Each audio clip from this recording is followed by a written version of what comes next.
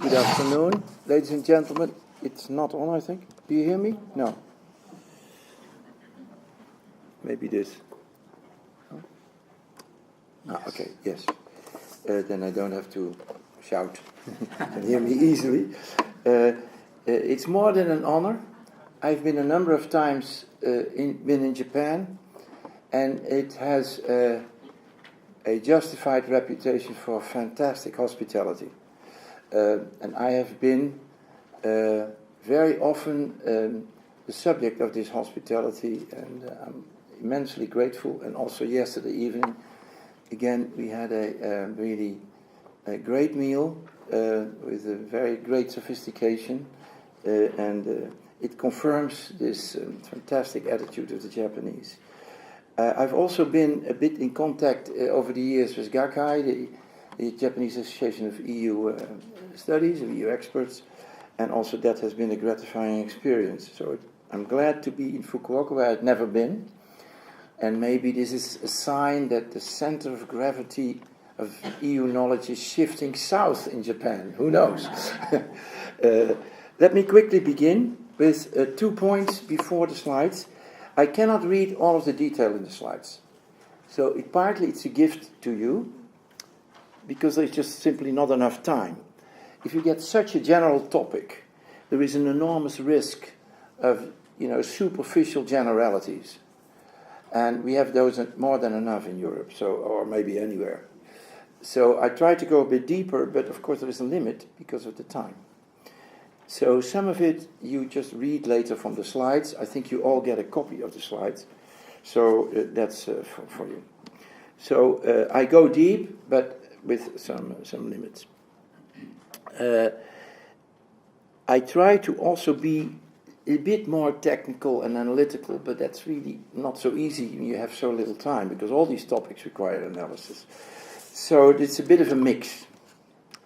This is roughly the contents of the slide. So I do, under the general label, the state of the EU is good, but with defects. But don't fall in the trap of saying there is quarrel about the EU, so it is bad. This is really completely wrong. The good sides of the EU are a little debated. People talk about the shortcomings or the conflictuous stuff. But in order to give that substance, I offer a SWOT analysis, which of course, again, is a bit short. I talk about 3 political threats and a number of very important aspects like the single market, the euro, trade policy, and values. These are the key issues of the debate in Europe. Then I try to give you some feeling of the BREXIT debate. Don't think that because you're in Japan you don't understand it, assuming that we do understand it. This is not the case. The Brexiteers themselves don't understand it. Probably less than the rest, but nobody fully understands it. There is also no prediction possible, so I am sorry if you thought that I would all know. It's impossible. It's so erratic. The irrationality and the eagerness to frame everything in political slogans, even if they are completely absurd, the willingness to cheat, it is so very un-British, and that is what exactly they do, that it's extremely difficult to keep this in control. So I'll make some points, but in fact we should have a debate, and then I could perhaps clarify a number of things. Then a bit about the subsidiarity test, but maybe given time, I don't know how far we get. Subsidiarity is also widely misunderstood in Europe for political reasons. And many political people interpret subsidiarity politically, which it's by definition is that's wrong. Subsidiarity is a functional principle. And so if you have a political view where the power should be at the EU or the national level, that's fine, that's a political view, but that's not the test of subsidiarity. That's the big problem in the EU, but yeah, maybe you couldn't expect otherwise. And a short about future scenarios, but only very short. So this is section 2, a bit of the things I will go into. Then first of all, let us first make the most important point of all. The EU has achieved a uniquely high stage of economic integration. And it is still deepening. Widening is hardly possible because practically everything is covered that you would, under a functional subsidiarity analysis, you would want to assign to the EU level. But deepening is certainly possible in many ways. And it is so high that for all the economists in the room, and by the way, also lawyers who read that, the old Balassa stages theory doesn't fit anymore. It was anyway not a very practical theory, but that we have no time to develop that. Newer textbooks have adapted the stages of Balassa, but even they don't fit very well, and then different textbooks have different interpretations, and it's really not very helpful. In the recent book on ASEAN, I actually begin by a new stages theory that Professor Shimizu has read, in order to come to grips with what ASEAN is doing in ASEAN Economic Community. But and there I leave out monetary integration and economic union and so on, because otherwise that's anyway not for ASEAN. But it's very difficult to do this in an analytically satisfactory way. So in the EU we achieve this high stage, but if you happen to go out, if you want to disengage, it's tough. It's also depressing, but it's also tough, as you now see with Brexit. So that's actually a testimony of how interesting and beneficial the EU is, because otherwise walking out would be easy. If you are a member of the local tennis club and next season you don't want to play, then you cancel your membership. Very simple. Will take a minute. You might maybe weaken some friendships, but that's about all. It's completely and radically different. And therefore, disengaging is saying something about what the EU is. The value of the EU is partly determined by the fact that it's a bit like a black hole in astronomy. You can't get out. You only can get in. Of course you can get out, but at a high cost. The Eurozone is quite advanced, but there are some fragile aspects. I will very briefly deal with it. And I also didn't know whether I had only economists in the room. Because for economists, the Eurozone is, of course, fascinating. And we could talk about it. I have a few slides on it. Then disengaging from the Eurozone is also very tough, if not daunting. And I will speak about that also.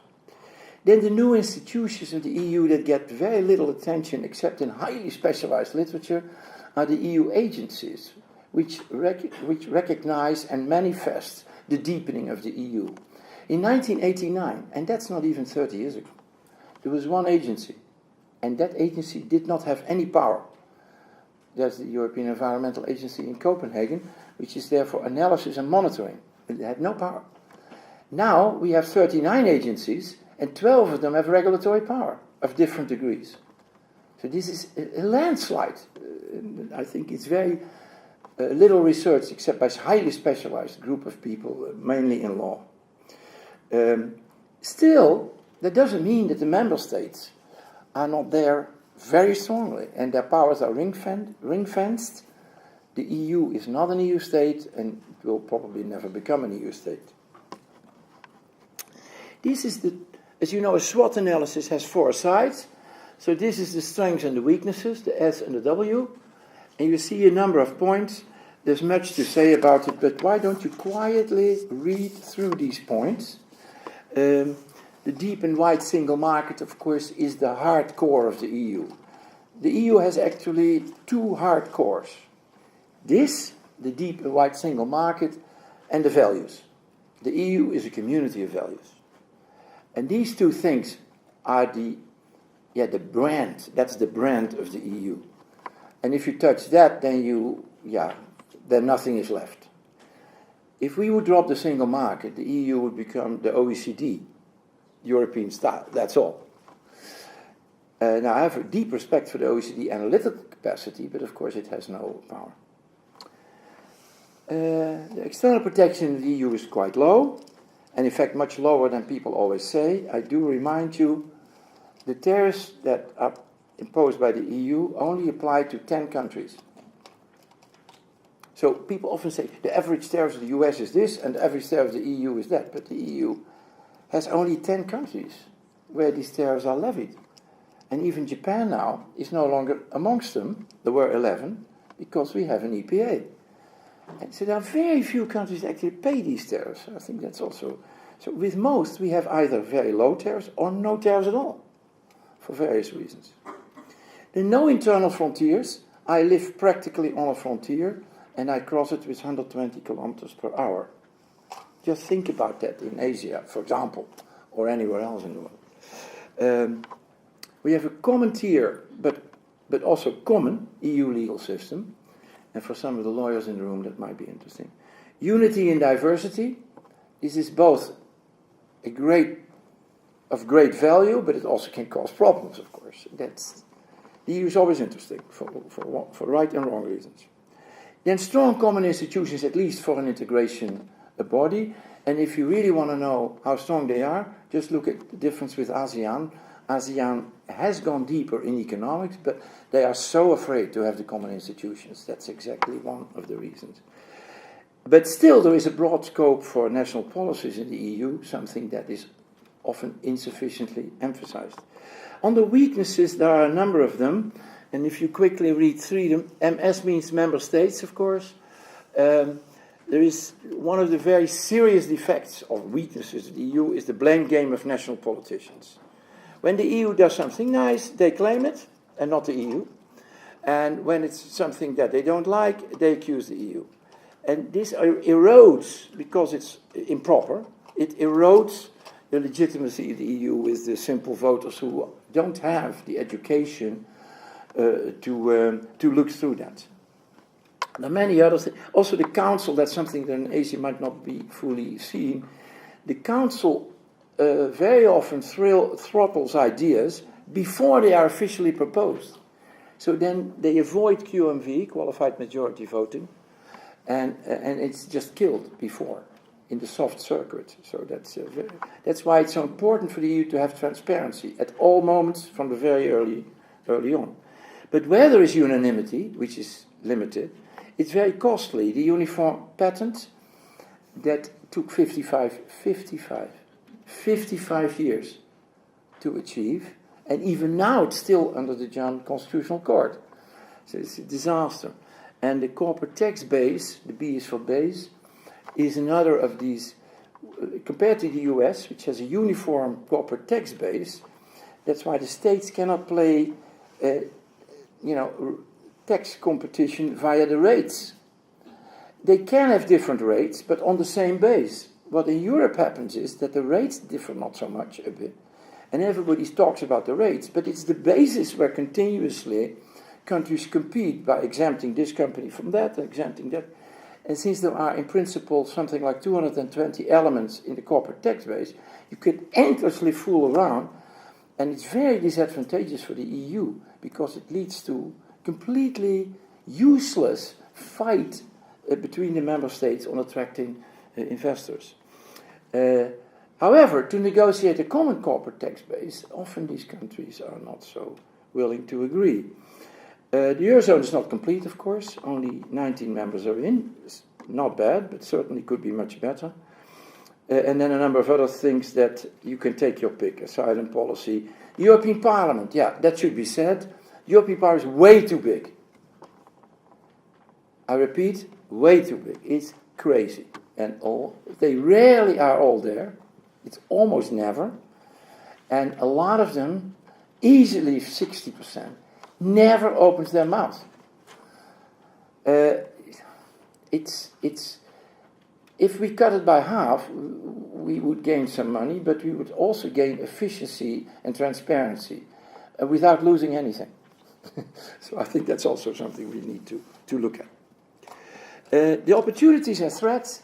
There are a number of opportunities, and so if Professor Iwata and his team wanted me to talk about the future, look at that one.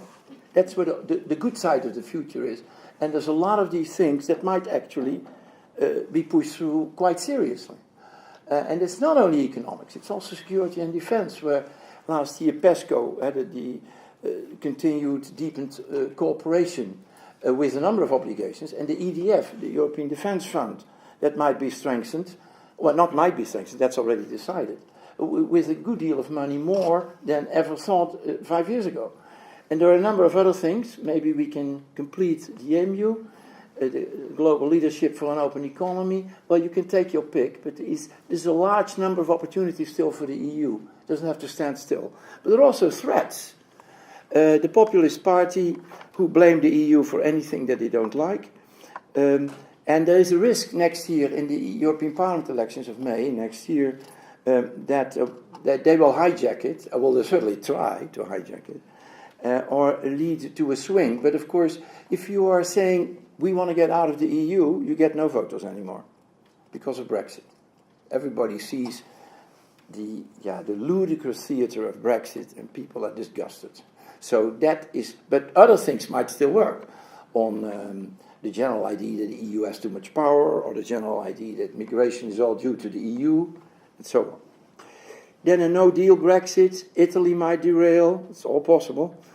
Unwillingness to pursue structural reforms, the refugee issues, the Russian and Chinese tactics. I mean, we have a load of threats as well. Let me look at 3 political threats, but quickly, because otherwise my time goes on. First, on labor disparities.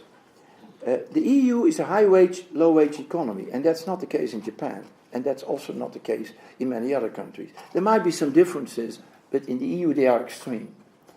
And that will over time weaken. This economic convergence after the crisis has started again. So the eastern part of the EU is catching up with the western part. And the differences are quite serious, so there is going to be an economic conversion, but it takes inevitably another 10, 15 years. So it's good we have one representative of a country that might soon come into the EU. And there you have the same phenomenon, but if they catch up, the phenomenon will be much more acceptable. So when poverty is a driver, or relative poverty, disparities are seen as an opportunity. So then you have 3 options, so it gets a bit more technical. The normal intra-EU migration, according to how it was always meant, and then you have so-called host country control. That means if a Romanian worker goes to Belgium, the Romanian worker will be paid Belgian wages, with everything included. That's fine, there is no real problem.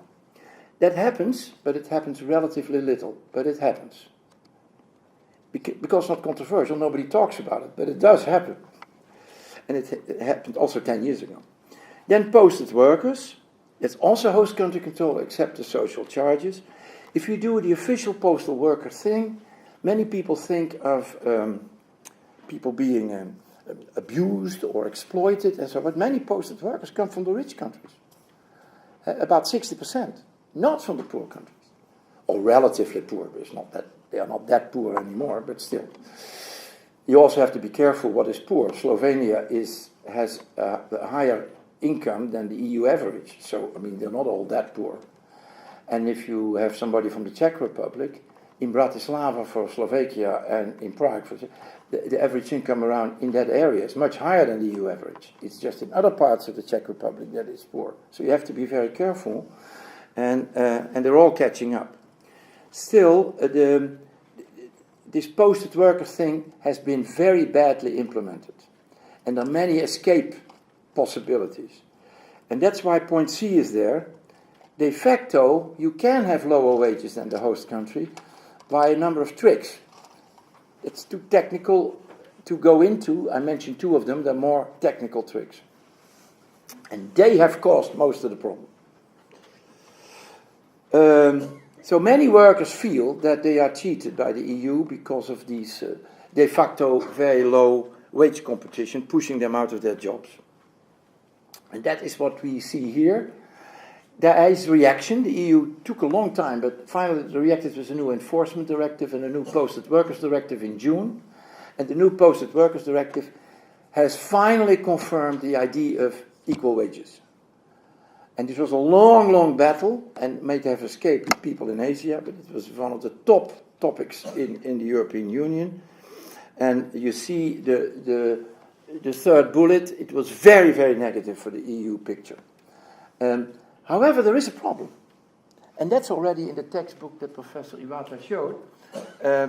If you go to the labor mobility chapters, there's a graph showing rigorously that if you go for equal wages for equal work in the same work site, because that's the slogan, then you disadvantage the East European workers, the poor ones.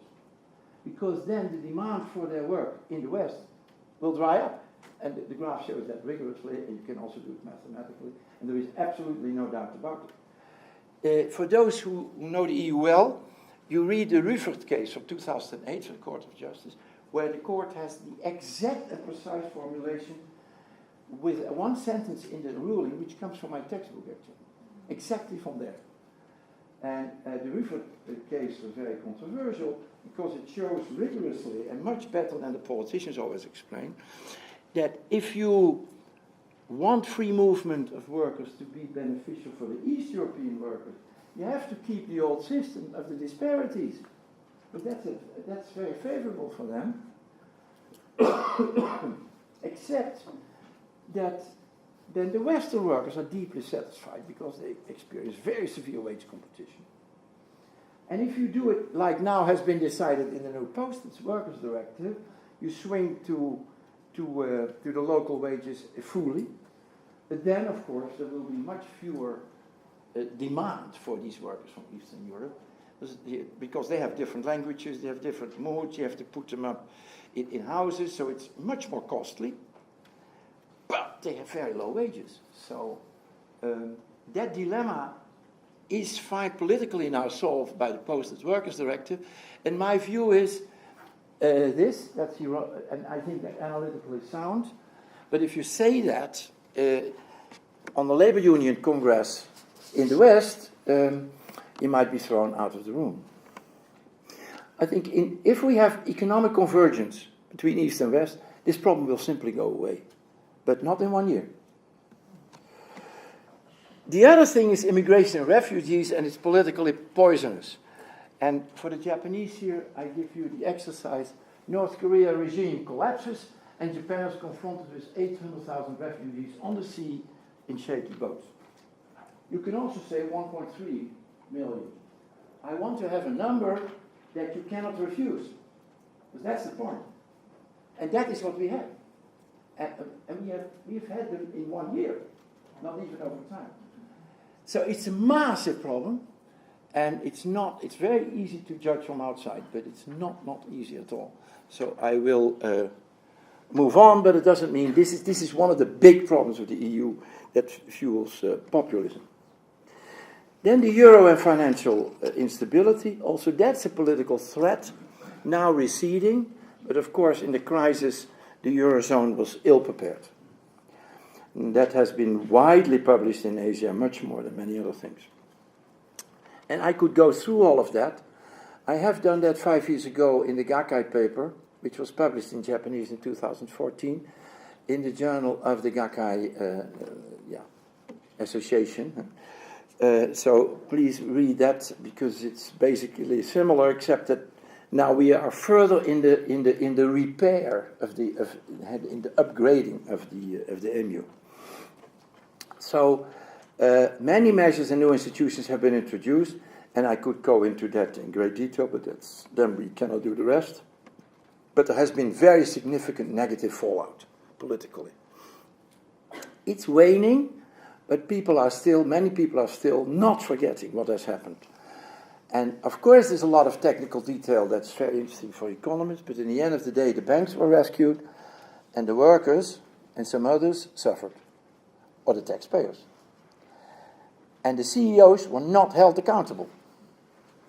Well, for some of them I would at least have wanted them to resign, to be forced to resign. But some of them I would have thrown in jail. And I think many people in Europe agree, not on sentimental grounds, but on objective grounds. And it didn't happen. So that's very, very bad. Would that have happened, the people would still have been angry, but they would have accepted perhaps most of it. Now they don't. For the genuine EMU, more is required, and I give here a number of things that are in that old paper. Here's some data. You see the EU is now doing much better. The top is the unemployment that is declining, and it's expected to decline the next 2 years also. So it comes into more reasonable figures. And the bottom one is government debt, and also that is on a downward path, but by definition government debt takes very long before you can pay it off. So we have scenarios up to 2045, and you see it. So for a country like Italy, which is now in the lights, they have a very high debt. Many countries have quite a low debt, but there are some that have high debt. Italy is one of them, 130%. And to push that down to 60% is not going to happen in the next 15 years. It will take even longer, because otherwise they would really squeeze their economy almost to death. So the fact that the low interest rate, very low interest rate policy of the ECB has been kept going for a number of years is partly a gift to Italy. Here you see, in the top part, you see in 2011 how many red flags there were for the deficit procedure. That's not the debt, but the annual deficit. And there's only one left, and that country has now also been taken out in the meantime. So you see the gigantic difference. And also the European banks have been restructured. This is not all the proof, because there's much more to be said, but still, in liquidity alone, 780 billion more liquidity than in the past, much higher capital ratios, and lower, and I come in the next slide, lower non-performing loans. Another big threat for the stability of the banks. Here you see these non-performing loans on the left side. The graph with these bars is much longer, but right of the brown one, which is the EU average, they're all very small. So I've left them out because they're not a problem. But the non-performing loans here, as a percentage of total gross loans and advances, you see with EL is Greece, Cyprus, Portugal, Italy, Ireland, but you see Ireland goes down very rapidly, Bulgaria, Croatia, Slovenia, Hungary, Poland, there's not even high anymore, and Latvia, and Romania, drastic decline. So you see, the real problem is, to some extent, Cyprus and Greece, but I think that will eventually turn around. Cyprus already beginning, but it's particularly Italy. Italy is not very different from Portugal, but it's far bigger. So Italy has done a lot to cut their non-performing loans, but they will still have to do much more in the coming years in order to reduce the threat. And the graph there shows the average over time. Here you see that the popularity for the euro is now in the neighborhood of 75%, and this hasn't happened since the early 2000s. So it's not true that the euro is no longer popular. Here is the hard proof. Then the values. Again, I see the time running. So I make some points on the values. The rise of populist parties has basically three causes. But you have to see, these are the causes linked to the EU. There is one movement, the Cinque Stelle, the five-star movement in Italy, not the others, not the leader, that is really in revolt of its own politicians. Who speaks Italian here? There is a fantastic book by two journalists about 6-7 years ago, of the Corriere della Sera. It's called La Casta. And La Casta means, like in India, the castes. And the casta of the politicians are described only in terms of the privileges they have collected over 50, 60 years. And all the secret things about that. It's one big testimony of how rotten the political system was in Italy. And this is made more explicit the anger of the Italian people. Because otherwise you cannot explain the five-star movement. Because otherwise it's completely nuts. And if you don't know the word nuts, it means crazy. Because, there is bakers, butchers, people who were cleaning the park. They have now positions in municipalities.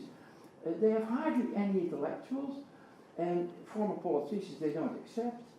It's a total revolt against the old system, but it has gone completely in overgear. And it is, it's now very difficult because now they're in the government. There's also a lot of problems inside that party. And they're also, in many things, not agreeing with La Liga. And La Liga, and so some of their radical proposals might never make it, or they might even fall. But if they stay stably in power, yeah, it's a source of instability. But in many other countries, there are some radicals, and here I mention a number of them. They go up and down. The Finnish, for example, 10 years ago were very big, and now they're very small, these radicals. Marine Le Pen has lost, fortunately I would say. Wilders' PVV is still quite stable, but did never make it the way they had wanted, and so I can go on. The UKIP doesn't exist anymore. They're gone. And yet many people before, and they're the cause of BREXIT. So, but they are not anti-democratic, at least so far, not yet. But that's not true for Poland and Hungary. And Poland and Hungary use anti-democratic things, and they also are not abiding by the rule of law. What they say is, we like the rule by law. And the lawyers here know that that's very different from the rule of law. And the Commission also found evidence in the case of the Hungarian government with the corruption of EU transfers. So this is a very fundamental thing. The EU is a club of voluntarism. We had, here, voluntarism, this. We have 1,000, or if you want 2,000, years of violence. We were very good at killing each other, although I don't think that's a merit. And now, that's the last thing we want to do. We want everybody to do it on a voluntary basis. The EU has no army. And the EU might maybe set up in future an army, but then for the outside, not for the inside. It's totally against the spirit. So Article 7 is really an exception, at least a way to discipline a country that breaches the fundamentals of the EU. But even we are all very, we don't like it. But we can't throw them out, but we can take away their voting rights. And the type of government, and particularly the leaders of these governments, the word hard-headed is, I would more say, granite-headed. They are really impossible, these people. And they thrive by being in controversy. Then the single market. I have a number of slides on the single market. That's really for the EU specialists, because the single market is both simple. These are the 6 attributes of the single market, but behind that there is a lot, and there is no way to explain that in this conference. It's just impossible. But you have the slides, so you can keep it. But the single market is like the foundation under your house. You never, ever talk about the foundation of your house. When you have a birthday party, you may talk about how beautiful your garden is, or your living room, or the new bathroom, but you don't say, oh, I have this lovely foundation under my house. Of course, nobody does that, and that is what the single market is. So the single market is absolutely critical. Look at BREXIT. It's all about that. But for a conference, it's a room emptier. And since I'm a specialist in the single market, I can tell you that's true. So commissioners want to sell the single market desperately, so they give it all sort of funny names, like these ones. But the hard core of it, which is free movement of goods and services, and the regulation that belongs to it, doesn't have a name, although that's the core. Foundation under your house. Yeah. So it's so bad, or so, if you want, stupid, from an academic point of view, that the State of the Union report of 2 weeks ago hardly mentions classical goods and services, although there is a big section of the single market. And the legislative reporting behind that, which is more detailed, ignores it. So they report on everything except the oldest core, hardcore of the EU. So you can imagine how desperate it is for these commissioners to sell the EU. They don't want to sell it with goods and services. I've done a lot of work, and I still do, by the way, for the European Parliament on goods and services, and it's a hard sell. It's not easy. Then I give you some things that are relatively popular, I wouldn't say, but can be done by commissioners. And the one that is very hard needed, structural reforms in a number of countries. There is lip service, but there's huge scope to do far, far more. Now, we're in a country, Japan, that also for 30 years was struggling with reforms, so I don't have to tell you. It's not easy. So let me move on. Then the euro. And read the first line, please. So even when the crisis is as severe as we had it, and it was terrible, you still cling to the euro. Greece, Portugal, Cyprus, Spain, Ireland, all of them could have left, particularly Greece. Italy did everything not to be under the spotlight of the tough Commission and ECB regime, or even the IMF. And one of the two parties, the Liga, not Cinque Stelle, they long said, typical populist, maybe we should get out of the euro. Oh, okay, I run. But if you do that, you come to power. The first day they were on power, their whole website was cleansed. And you can't find a single word on the euro anymore. And it's obvious. Because here I give you 7 advantages, because I have small letters and no space. Otherwise I could even go on. The euro is fantastic, given some conditions. But so there are 7 here, and there is the 8th here. The stability features of the euro. They all want to borrow the reputation from the euro. It's stability, the ECB, stability, if you want, constitution, and the benefit is immense. Would the ECB not have these stabilities, and also in addition keep the interest low, at least for the moment, they would have long had to leave. But you have to do something at home, cannot only borrow. And it's also true that the ones who don't get in, and beginning particularly with Sweden and Britain, they have become satellite countries. So it's not true that the pound, that's relatively big, or the krona in Sweden, or the zloty in Hungary, that they have their own freedom. Everything that happens with these currencies is judged vis-a-vis the euro. And literally on a day-by-day basis. The best example is Denmark. If you read the annual report of the ECB that comes out late April, I do the following trick. Take the text and go to around page 16. Every year it's a bit different, 60, 61, 60.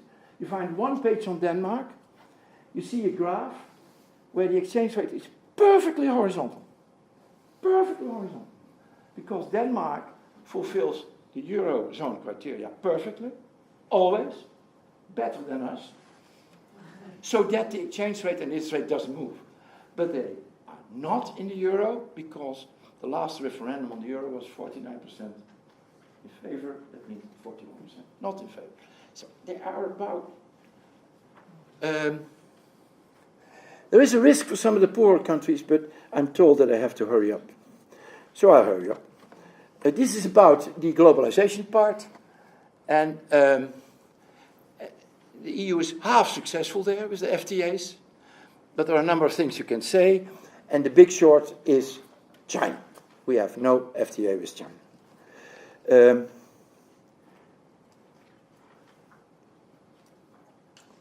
Yeah, here it is.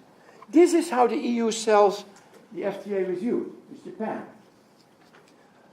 So this is a graph for every country, what the number of enterprises are that sell goods or services with Japan. And so how important it is for us that we have better access to the Japanese market. This is how you do it. So all these sounds of, oh, you shouldn't do this, immediately you see that there are enormous interest in exporting firms to do this, and it's very difficult to fight such a graph. So here, for once, the EU is in the attack against the protectionists. Then on EU-China, I have a number of things to say, but I have to hurry up. With the EU and China have a huge problem. They are bound to be the only two big, really big, Japan is big, but we are still bigger, countries that could lead the world to multilateral trade now that Trump threatens it. In fact, it's only Trump, actually, who threatens it. India is difficult, but Trump threatens it. That's not the same. But we also have a huge problem with China because of the socialist market economy with Chinese characteristics. And I've just written a big article about that. Well, big, what is big? But anyway, an article about that. Trying to make analytically clear what the many issues are in the case with China.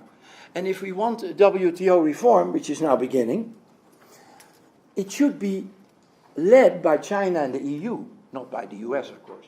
Japan will help, because Japan is in the same group. But the Chinese practices are not here and there a bit wrong. They are completely incompatible. So we have a huge problem with China that we have to resolve. Then Brexit. I cannot do that anymore because I see signs that my minutes left are 0. So I could speak about Brexit maybe in the break or with people, but I cannot do it. But I want you to look at this. Most languages, hopefully also Japanese, have the expression putting your head in the sand. That is what Brexit is. And I'm not the only one. Look at how the boy, how bewildered he looks on this beach. So all my slides are worth less than this graph. And it's not for me. Here I have for you later a slide on how Brexit is, the process is working. Here you see the estimated losses up to 2016 in the literature. That's a report that Michael Emerson and I wrote with some assistance for the European Parliament. And I was also for that report in the House of Commons. So I was very much in the middle of Brexit there. Since then, 2 very important pieces of research have been published with bigger losses because of explicit productivity modeling, which is very difficult, and because of the value chains, which is very difficult in the CGE model. Both these articles, very sophisticated articles, come to much higher losses still. So it's a real big issue. So I will then not go into it. I have something on subsidiarity, but I think I have now to skip this. On future scenarios, I'm a bit critical about the 5 scenarios that you see here in slides 32 and 33. But there is one benefit of this debate. The EU has stayed purposefully together following the referendum, and the EU 27 has very much talked about how do we feel, how do we go about this, how do we fundamentally defend what we are a member of, how do we go ahead. And that was very good, and particularly the small member states. Don't forget, we have 17 small member states and a few middle, with only very few big ones, but they always have the big mouth. And that's really not fair. Malta has 250,000 people. Basically a city, small city. But yeah, you might think of Luxembourg, well, it has only 350,000. Estonia has only 1.3 million. So these are very, very small, but this time they had a real opportunity by a series of summits and in other occasions to talk with the EU leading countries and really got the floor, and got the floor repeatedly. A lot of bilateral encounters. So this is deep. There's much more conviction and unity now than there was 2 or 3 years ago. And the European Parliament has invited every president or prime minister, and that series now goes on. So every 2-3 weeks there is 1 or 2 top leaders in the European Parliament. So this cohesion effect is phenomenal. And I think it's very important to realize that. And that is the last slide. The whole thing has left scarce, but there is also much greater appreciation and familiarity. That's why all these ratings go up. Also the EU, not just Eurozone, EU ratings have gone up 3 years in a row. And that is causing a bastion against populism to some extent. And there are 4 good reasons. The economy is back in shape and all of these. The EU is much better regarded than 5 years ago. Except for one thing, immigration. And to some extent the labor disparities. And they still might give rise to populism in the elections of next year. Thank you very much.